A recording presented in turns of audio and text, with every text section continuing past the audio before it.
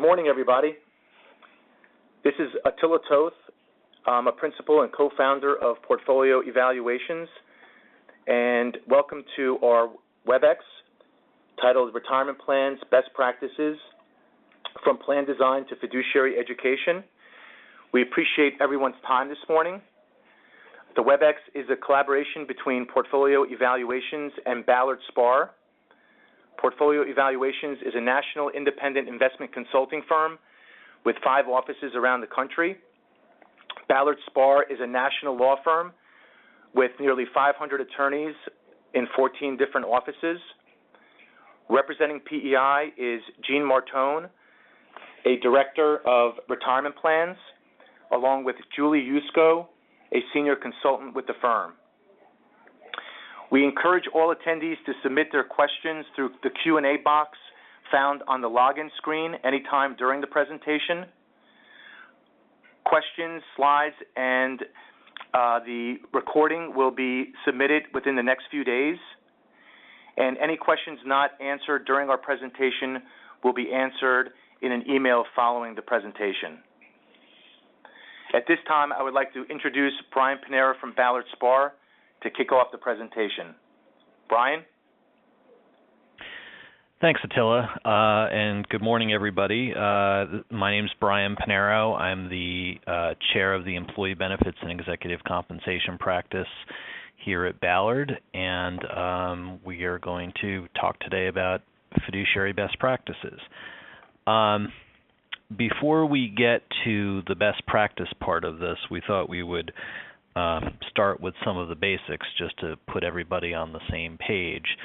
So we're going to talk a little bit about fiduciary duties, who's a fiduciary, what are the fiduciary duties, and then we'll talk about some relatively recent developments, which are litigation in the fee area in particular, which seems to be something of a hot topic, and a few regulatory developments.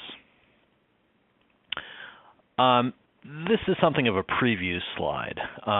Basically, these are things that can get you in trouble under the ERISA fiduciary rules. We'll talk about each of these in some depth as we go forward, but we wanted to give you a little bit of a preview. Basically, you have an investment policy statement, but you're not following it. You have plan expenses that you're not paying attention to.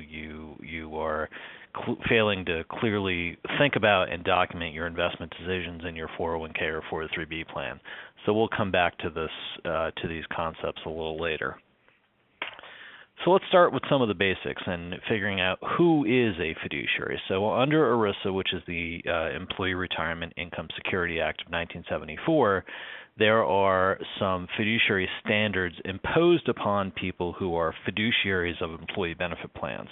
And for our purposes, we're limiting our discussion to 401k and 403b plans because that's what most of our employers who are on this call will have. There are a couple of different types of fiduciaries. There are what's called named fiduciaries. Every plan must have a plan trustee and a plan administrator, and they very well could be the same person or entity. There are situations, particularly for 403b plans, where the assets are invested entirely in an insurance contract. And if that's the case, you actually don't need a trustee, but most plans these days have assets that are held outside of the insurance contract, so you do need a plan trustee to hold those assets. The plan trustee and the plan administrator that are identified in the plan document are automatically fiduciaries of the plan. There are also people who are not named fiduciaries, but who can still be fiduciaries, and we call those generally functional fiduciaries. Basically, you can become a fiduciary based on what you do with respect to the plan. If you have any control over plan assets, if you have any discretionary control over plan management or plan administration, then you can be a fiduciary. If you render investment advice to the plan for a fee, you generally are going to be a plan fiduciary. As important as who is a plan fiduciary is the question of who is not a plan fiduciary. Those who perform ministerial tasks generally are not going to be fiduciaries. So the person who is running a call center, for example, who's talking to a participant and has a script about how to respond to different questions, that person is really performing the ministerial tasks that have been set out by people above that person who have sort of outlined the types of responses that we're going to give to plan participants. The person manning the call center is not going to be a fiduciary, but the person who has sort of set the general tone for ways to communicate with plan participants, that person who has discretionary authority, that person is going to be a fiduciary. The other thing to note is that professional service providers generally are not fiduciaries. Attorneys, accountants, actuaries who are exercising their professional judgment and performing professional services are maybe held to their own ethical responsibilities, but they're not going to be fiduciaries to the plan. So it's important to understand fiduciaries can wear two hats. Just because you are a fiduciary, even a named fiduciary, not everything you do is going to be subject to the ERISA fiduciary rules. There's generally two buckets of decisions that you can make. You can make settlor or business decisions, and you can make fiduciary decisions. The business decisions are not subject to the fiduciary rules. So examples of business decisions are the decision to establish a plan, the decision to terminate a plan. It'd be hard to imagine how a decision to terminate a plan could benefit plan participants, and if it did, it would automatically violate the fiduciary rules. So those types of business-type decisions are not going to be subject to the fiduciary rules. Fiduciary decisions are things like interpreting the plan terms, investing plan assets, and we're going to spend a lot of time talking about investing plan assets, handling claims, selecting vendors for the plan. Those all can be and usually are fiduciary decisions. So now that we have some sense of who the fiduciaries are, the question is, what do they have to do? They're going to exercise their responsibilities with respect to the plan, and they always have to keep these four duties in mind. The duty of loyalty. Basically, the fiduciary has to act solely in the interest of plan participants and has to act for the exclusive purpose of paying benefits and reasonable plan administrative expenses. You can't use plan assets other than to pay for benefits and to pay reasonable plan administrative expenses. So you have this duty of loyalty concept. You have a duty of care concept. When you exercise your fiduciary responsibility, you have to do so under a prudent expert standard. Duty of diversification, we're not going to spend too much time on this because most 401k plans and 403b plans are properly diversified at this point. You basically have several different options in which people can invest, and there's equity options and debt options and a few other things. And then finally, you have a duty to follow your plan documents. Every plan is subject to an official plan document. The plan document contains the terms of the plan. Every decision should be made in line with the terms of the plan document. So let's talk a little bit about what these duties are. The duty of loyalty is a big one. Fiduciaries generally cannot lie or intentionally mislead plan participants, and they can't act on behalf of a third party to the detriment of plan participants. They have a duty of loyalty first and foremost to the people who have benefits under the plan. A piece of the duty of loyalty relates to the ability to use plan assets for things. So obviously you use plan assets to pay benefits. You can also use plan assets to pay certain administrative expenses of the plan. You have to make sure that the plan document allows you to do this. So what types of administrative expenses can be paid out of plan assets? Well, they are really expenses of plan administration, things like running non-discrimination testing, which is required for the plan, running or preparing 5500s and the associated audits. You can pay those expenses out of plan assets. Generally, anything having to do with communications to employees relating to the plan, those expenses can be paid out of plan assets, things like the cost of putting the communication together, the mailing fees, and all that stuff.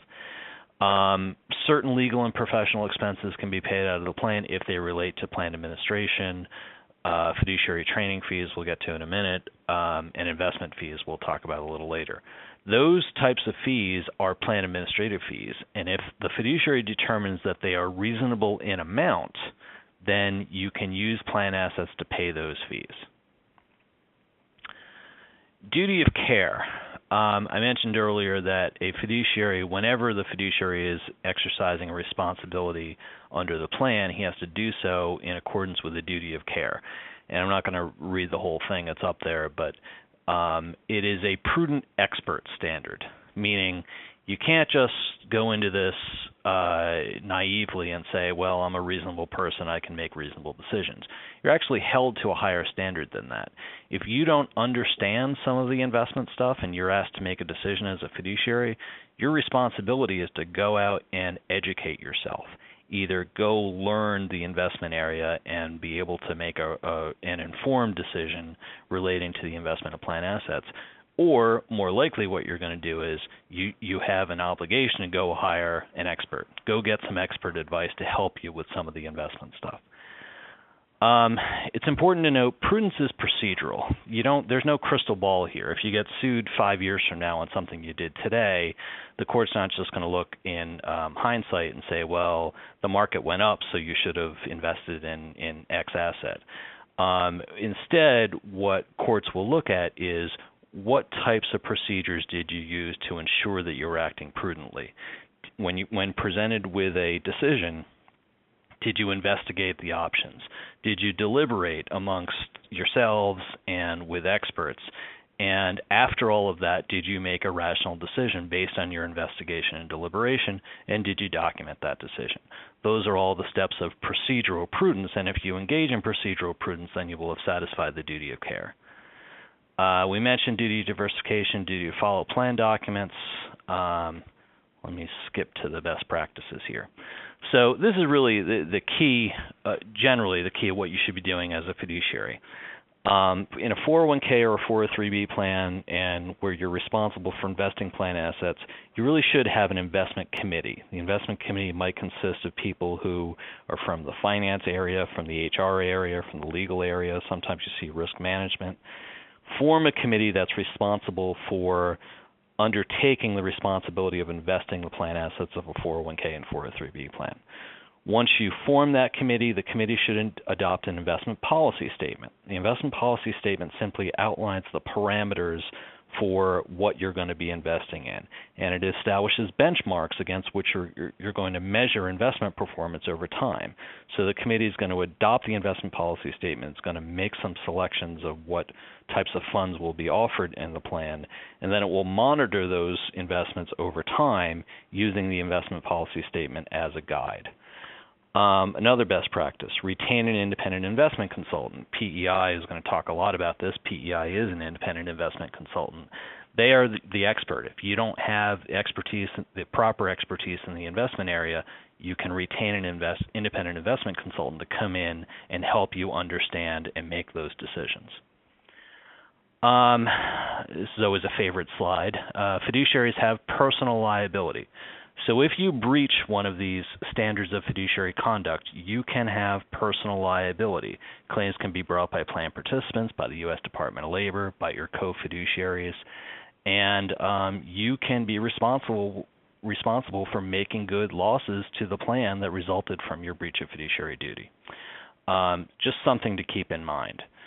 So if you are a fiduciary and you see that slide, you should be asking yourself, why on earth would I want to be a fiduciary at this point? Well, there are some ways to protect yourself. Certainly company indemnification, you're acting as an officer or employee of the company. The company bylaws generally will indemnify officers and employees acting within the scope of their responsibility, but you obviously want to double check that. Company indemnification, of course, is only as good as the company, so if the company is bankrupt, that's not worth that much.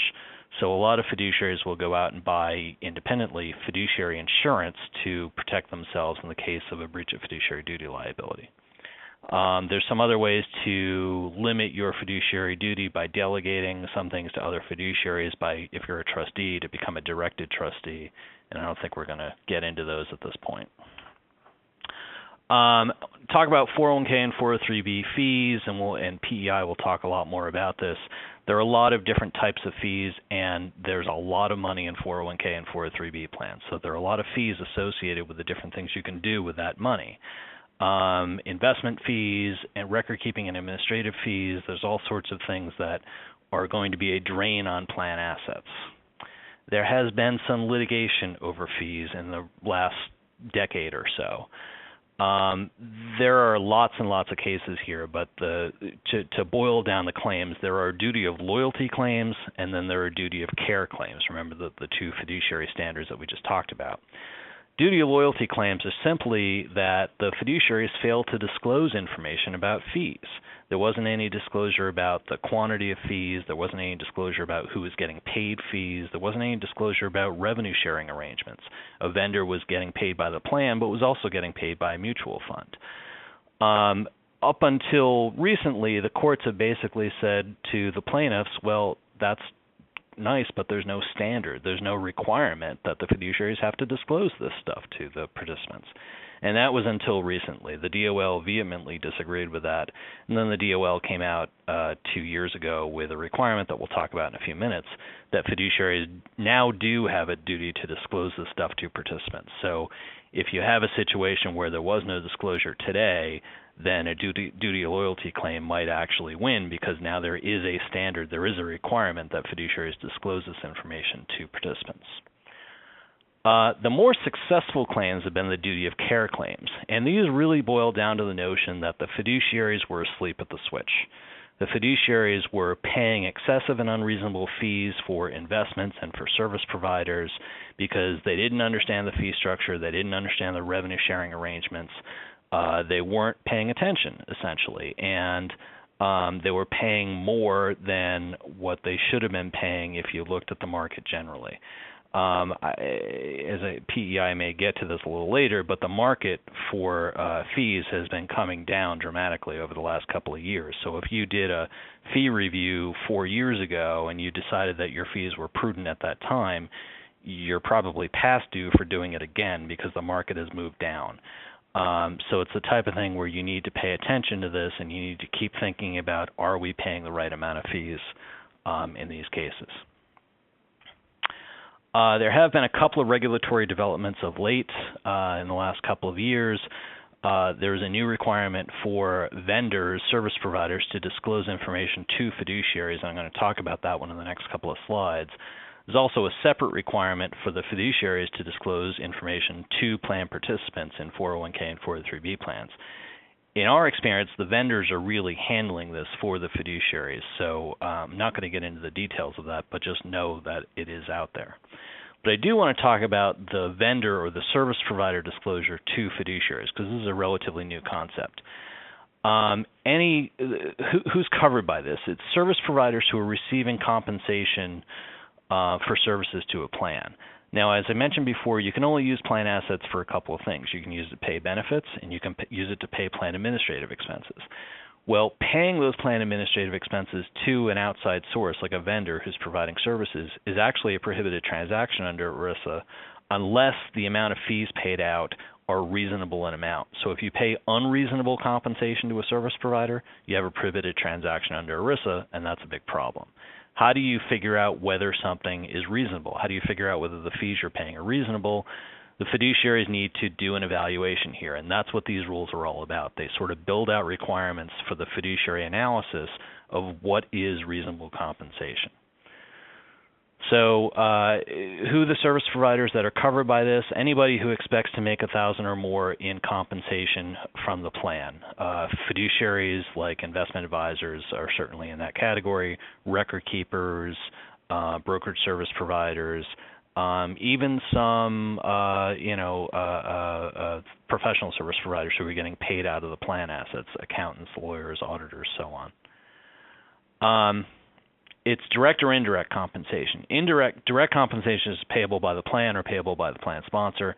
Indirect compensation is payable by anybody else.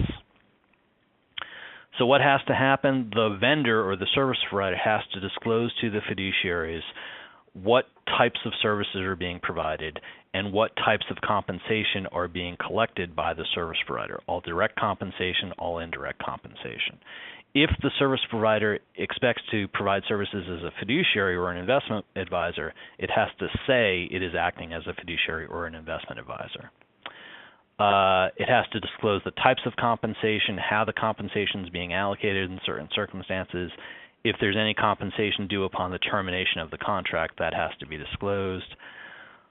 And I think I might have just run out of my slides. So I am going to turn it back over to portfolio evaluations, and you can pick it up from there. Great. Thank you, Brian.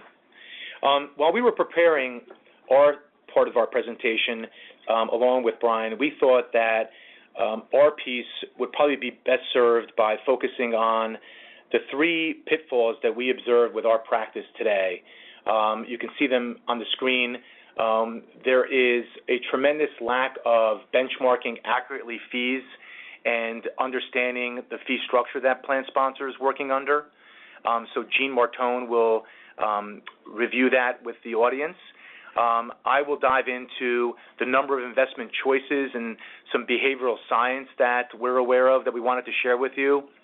And then finally, Julie Yusko will take on target date funds and really a lot of analysis that's needed to be done there because it is a very unique asset class.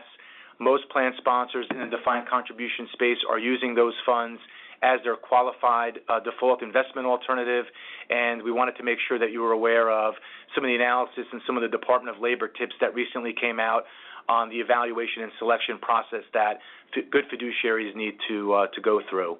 So with that, I'll turn it over to Jean, and she can start talking about how fees are benchmarked accurately.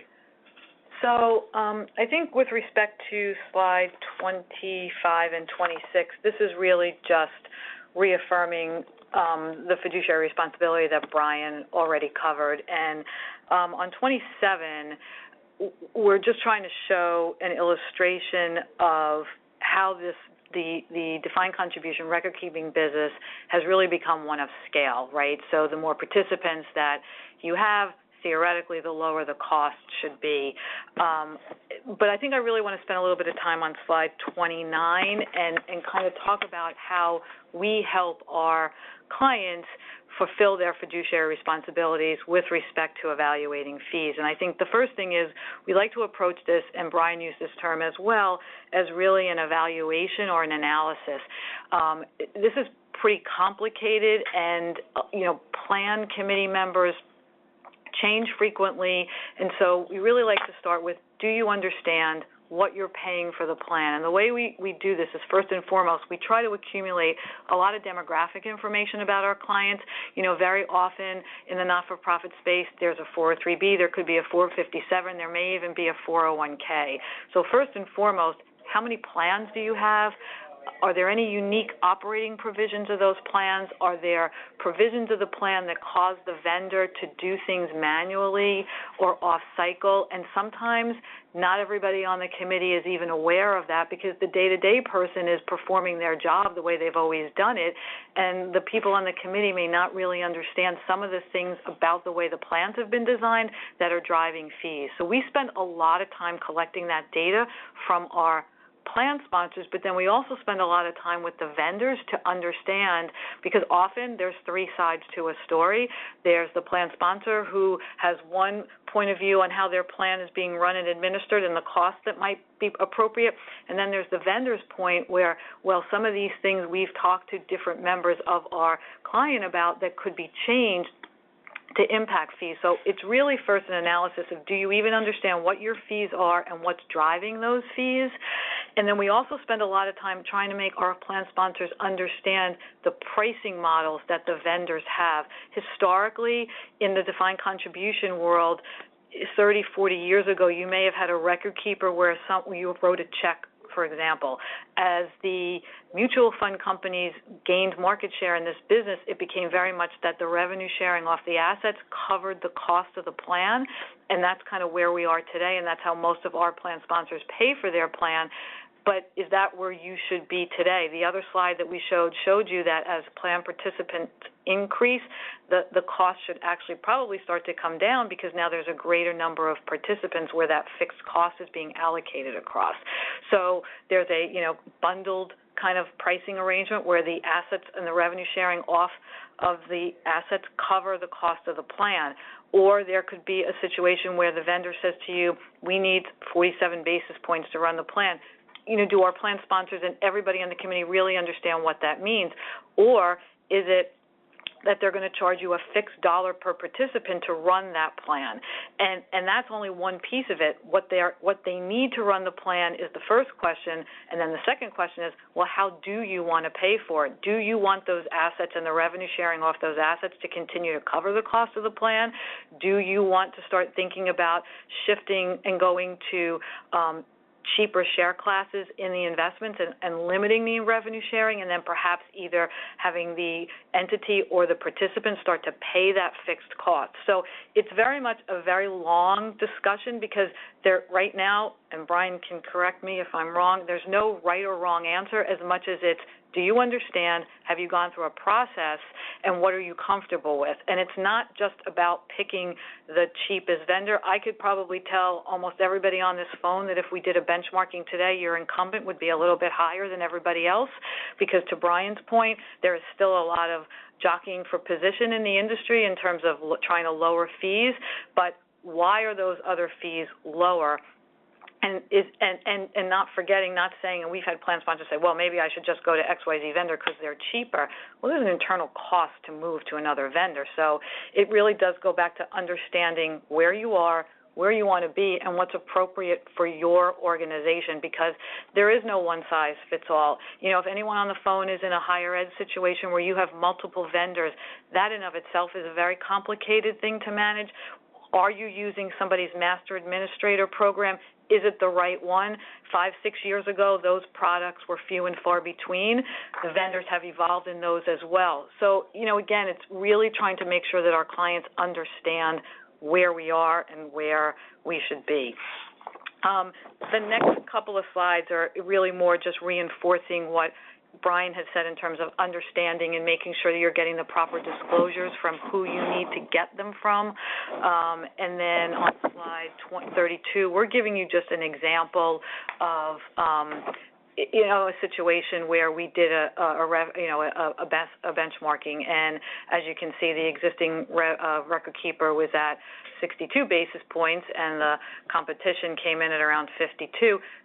That's a lot of money. That's a big difference, and multiply that difference year over year over year. So again, just making sure you really understand what the fees are coming in at.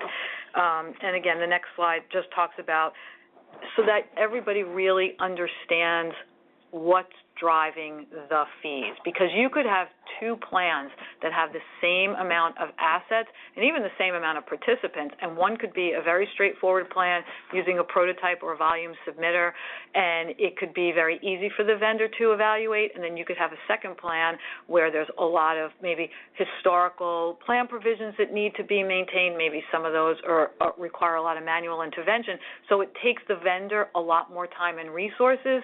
So you can't just look at two plans of the same size and say, well, the cost should be the same, because that's just not the case.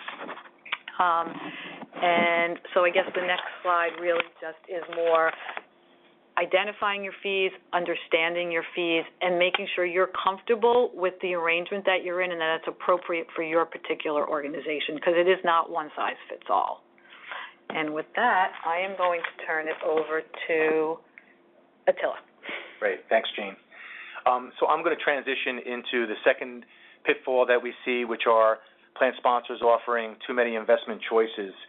So on the slide in front of you, you can see a scale that we put together. This looks at a Vanguard study that was done last year on the number of investment choices that are typically offered in a defined contribution plan, how it's evolved by using a couple different kind of statistics. The blue shade is using the number of investment options by counting each of the target date funds separately. As a consulting firm, when we add up the number of investment choices and benchmark our clients, we typically use the green line, which is assuming that target date funds are really one suite of funds and counting them as one single fund. And then probably the most interesting here, and the reason we put this slide in the presentation, is really what you see there in the purple. The number of investment choices really have little to do or dictate with the usage of those investments. Early on, I had mentioned there was a couple of very interesting behavioral science studies that were recently done by not only Vanguard but also by an Ivy League school, and just to kind of share the story with you, there was a study done by using gourmet jams at a food store, and there was 2 tables set up in the grocery store. One had about 30 different types and varieties of jams. The other table only had 5 jams. And at the end of the study, what they determined was the table that had the 30 jams had a lot of activity and a lot of people interested in trying different types of jams, but the table that had only 5 jams had more sales. And all these studies really kind of relate that concept back to investment decision-making in a defined contribution plan, where the more investment choices that are offered, the more confused participants are, and actually the less investment choices they invest in.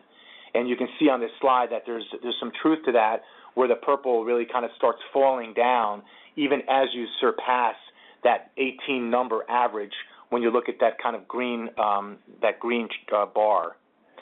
We've seen a lot of this when we have been retained by some new clients, specifically those that maybe were in the higher ed space that had, more than 50 funds, even some cases over 100 different investment choices. Those plans generally had a lower number of investment choices on average being invested in by participants than, let's say, a client that has listened to our advice over the last few years and perhaps only offers a dozen or so. Best practices is really the next slide, and this is a best practice that we subscribe to and have been subscribing to for several years. When we work with a new client or an organization that perhaps may be going through a transition of record keepers and they want to kind of wipe the slate clean, we really start with 4 different kinds of building blocks. So Julie, in a few minutes, will get into the target date discussion and really present on how to evaluate and pick the right target date fund. But target date funds are something that we're big advocates of. We believe that every defined contribution plan has a population that is really lost and really needs a lot of assistance with a do-it-for-me approach. And even there's a population within every defined contribution plan that may even have a very savvy investment group that just doesn't have the time to allocate towards rebalancing and figuring out what asset classes are in favor or out of favor. So target date funds, we believe, are great solutions for those individuals that are lost, and also the whole concern that participants don't rebalance enough. So that's really the first tier that we subscribe to. In the middle there, you see a second tier, and we're big believers that every defined contribution investment lineup should have a number of passively managed index funds. If you go back to some of those class action litigation cases that Brian had mentioned earlier that were focused on fees, when you read through some of those complaints, what you'll also find is that plan sponsors were challenged with offering more expensive, actively managed funds that underperformed a low-cost passive index fund. So again, from a fiduciary perspective, we think it's best practice to offer these index funds and really check the box from a compliance perspective that you're offering something low cost to your participant base. And the way that we would approach that, again, is through a conversation with the client about offering enough domestic equity exposure. You can do it through primarily one index fund or 2 or 3 to capture that domestic equity asset class. International index, also something we believe in, whether it's just a developed only or offering some emerging market exposure there. And then on the bond side, offering some sort of passively managed bond index. Where there's a tremendous amount of overlap when we find ourselves in a new situation is that third tier. And it's the actively managed tier. This is where you might find, dozens of different investment choices right on top of each other, really offering no diversification at all and offering really a lot of confusion. So again, best practices shows that you can really offer, at some cases, even only 3 investment choices to capture those 9 Morningstar boxes that you see in the upper right-hand slide. In some cases, some clients want more mid-cap specific exposure or more small-cap exposure. So again, we think that areas should be limited to no more than 5 different investment choices. International, again, primarily one investment choice offering the entire spectrum of large cap and small cap value and growth. There's been a lot of correlation analysis that we've done over the last couple of years to determine whether there's any value by offering a large cap and a small cap international fund, and the correlation numbers are pretty high there. So again, we would subscribe to only offering one international product. And then on the bond side, typically you see some sort of money market or stable value investment choice. And then again, it's a space that a very good actively managed fund manager might be able to create some value. So again, we find ourselves suggesting an actively managed bond fund to complement the rest of the lineup. In the middle there on the bottom, you see a fourth tier. And this is an area that we've seen, a lot of interest over the last many years, kind of back in the late 90s when the technology crisis, the technology bubble was in full swing. A lot of plan sponsors were finding participants coming to the committee members and asking for some sort of self-directed brokerage account so they can invest in some sort of technology fund or even technology security. We find the brokerage option being a tremendous value specifically for higher ed. We see a lot of educators having an advisor that might be suggesting something outside of the core investment choices. So this is an area that a committee can get very comfortable offering these dozen investment core choices, but also offering that brokerage choice for those individuals that may have an advisor on the side that might be suggesting some sort of obscure asset class like Latin America or commodities. So again, we've seen that become very, very popular, primarily on the nonprofit higher ed space. With that, I'll turn it over to Julie. She'll start diving into the target date fund space and the analysis that we suggest there. Thank you, Attila.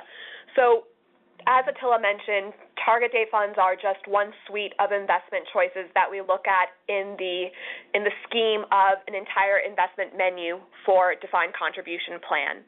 And this particular asset class has received a significant amount of attention. Over 75% of defined contribution plans today offer a target date fund as one of their investment choices, and a majority of those plan sponsors that offer it have elected to use it as their qualified default investment alternative. As a result of that, this asset class has become hugely popular, and the assets accumulated in these funds have grown tremendously. As this slide illustrates, as of the end of 2013, over $600 billion in assets have flown into these types of investment funds. And when I sit with a plan sponsor to discuss the selection process for a target date fund, many of them who already offer one ask me the question, why do I need to go through this process if I already offer one? And really it comes down to the fact that many plan sponsors elected their target date fund by default with the service provider they are with. In the early stages of when target date funds were first introduced, they were very much offered with the service provider you were with, and your selection was limited to the fund that they were offering. That, in that time, was appropriate, as it was felt that offering a target date fund was more important than not offering one at all. However, the landscape has changed significantly since that time, and that is why this conversation has become more necessary today than it has in the past. So when we look at the next slide, the DOL released a number of tips early last year regarding how a plan sponsor should review their target date funds. Specifically, as we go through a couple of these items on the list, some of the most important takeaways are that you should establish a process for which you are comparing and selecting your target date manager.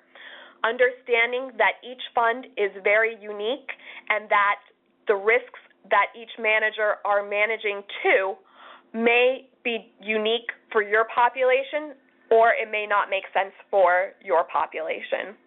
You should also establish a mechanism to review those funds periodically and really understand whether there have been changes to their process which could deviate from your original selection process.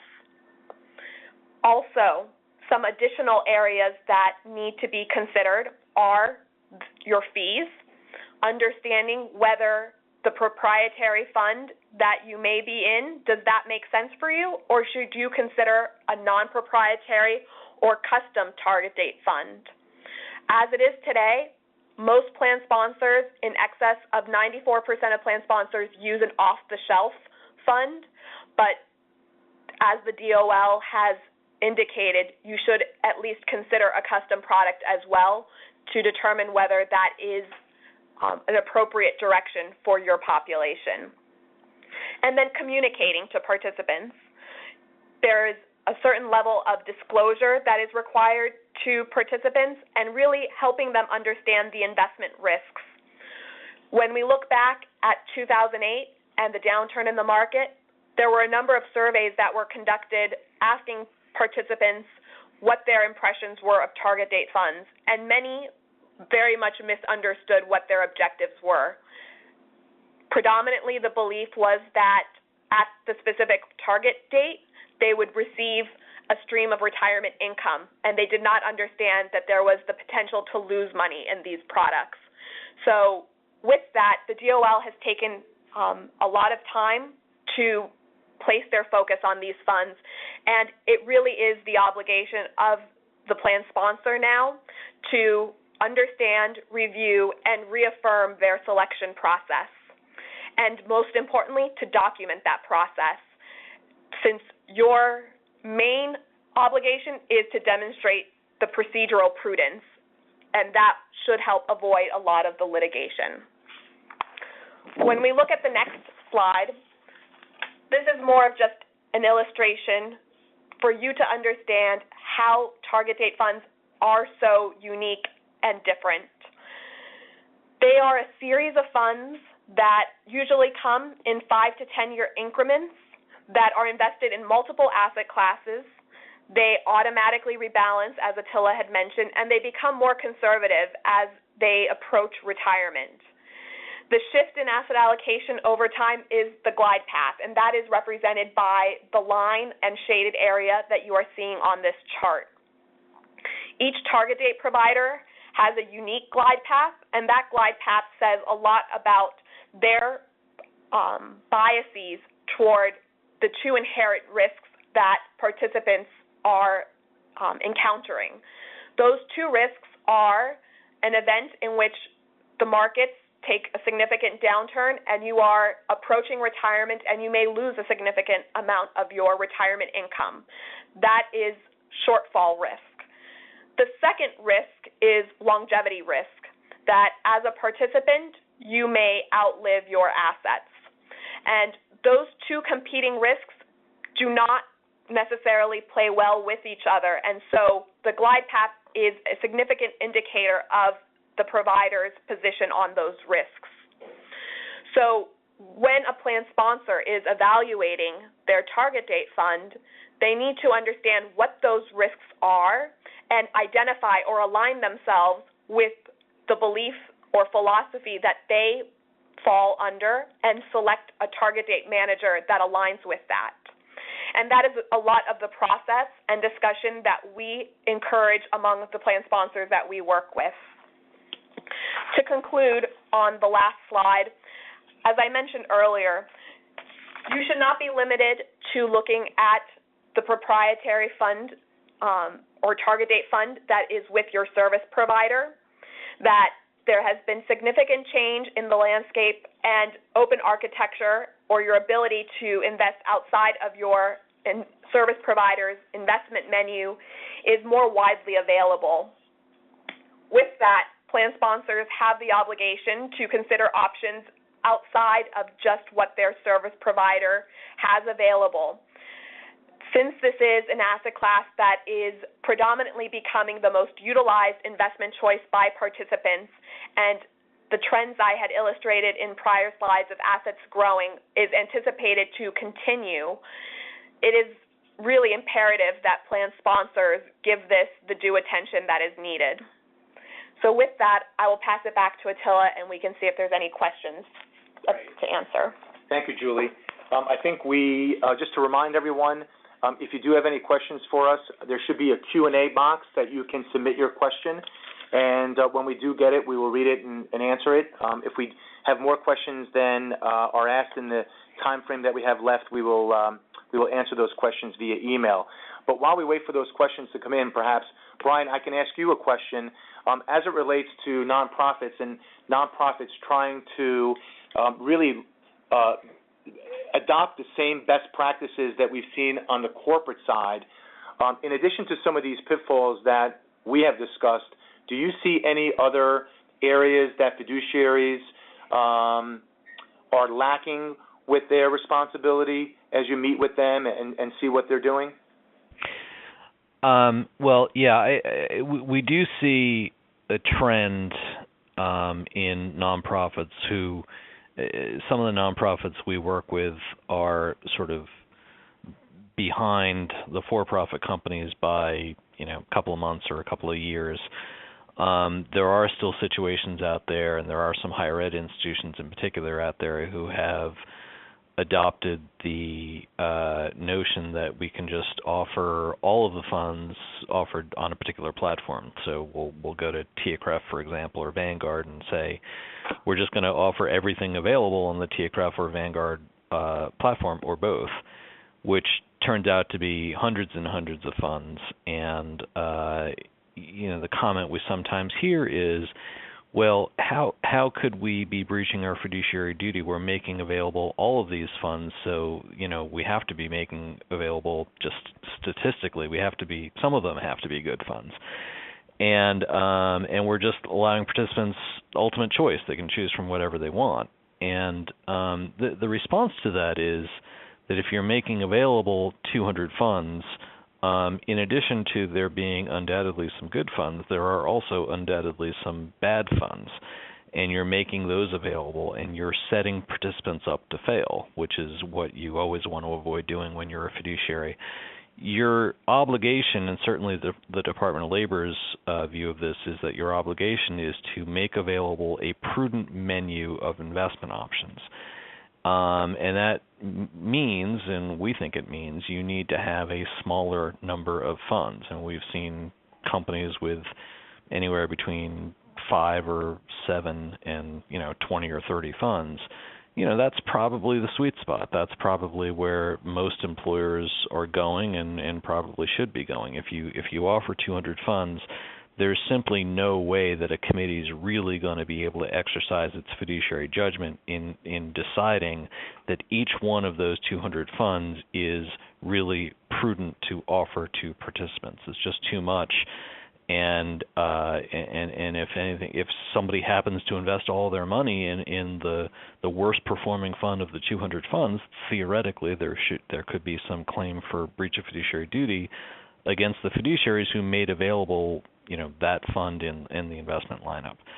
So what we're seeing in particularly in the university setting and the higher ed setting is we are starting to see some movement away from that concept of, well, let's just offer everything under the sun, to let's really think about this and offer a prudent menu of investment options. That's a great point, Brian. I know you and I have had a lot of experience working with specifically the higher ed to get their investment choices down from anywhere from 150, 180 down to the dozen that we think are the best. And I think interestingly enough, the employees, the participants of those plans, and the committee were very uncomfortable at first to make such a dramatic change, and it was really an educational process. And at the end of the day, they look back and with a lot of gratitude thank us for the advice and the recommendations that have made, because the plan seems to be much better today than it was back then. At least that's the feedback that they're getting. Another question that came in was if we can help explain the difference between a group annuity and an individual annuity as it relates to a defined contribution plan. So I'll let Jean and Julie perhaps talk a little bit about that. So historically, in the 403B plan, we have seen many plans, not necessarily most, but many plans be in a situation where there was an individual contract entered into between the participant and the service provider. And that causes some unique challenges to plan sponsors now that there is a requirement in the not-for-profit world to oversee the administration and the investments of the plan. So you're charged with overseeing it, but you don't necessarily have a lot of control, because while you could freeze the options that are offered under that individual contract, you can't eliminate. And so what we're seeing, and it's not only a shift on the side of the plan sponsor, but a shift on the side of the providers as well, to kind of freeze those kind of individual contract type offerings and go to more of a corporate-like setting where there is a set menu of 15 or 20 funds. It is controlled by the plan sponsor, and so that the challenges of overseeing those individual contracts are being kind of minimized. Another question that came in was, I guess this is for you, Brian. How often would you suggest a plan sponsor go through a formal fee benchmarking study or a formal RFP process? On fee benchmarking, we've been suggesting every 2 or 3 years. It used to be longer than that, but and I think you mentioned this earlier as well, that the market's moving pretty quickly, and it's worth doing a benchmarking study every 2 or 3 years, we think. And that doesn't mean that you're necessarily going to change vendors, and I think Gene had mentioned this earlier. It very well might be that your current vendor is going to be higher than the other people on the list, but there is an internal cost to making a change. You just want to make sure that where your vendor currently is sort of within the range of what would be considered reasonable. And in terms of RFPs, I mean, that's sort of based on the fee benchmarking. I wouldn't think I would think you might do a benchmarking study maybe every 2 years, and you do an RFP somewhere between 2 and 5 years as necessary. There really isn't a standard for that. It's really just sort of based on the results of your benchmarking study. Okay. Another question that came in, again, Brian, for you. Anything that you can share with the group on any legislative that's being discussed and how that might fall into the defined contribution space that people should be aware of or watching or worried about? It's always dangerous to talk about proposed legislation because there's all sorts of things being discussed at any given time. But we only have 5 minutes left. And we only have 5 minutes. And you never know what's going to happen, especially with an election coming up. Things tend to slow down a little bit. The only thing of note that I will mention is that there is some discussion about mandating annuity-type distribution options in defined contribution plans, which would suggest that it would be a good idea for 401ks and 403bs to have some sort of annuity-type investment option available so that they could provide those annuities. But even if you don't have that, you could always, build in an annuity option sort of at the end of when somebody's ready to take a distribution.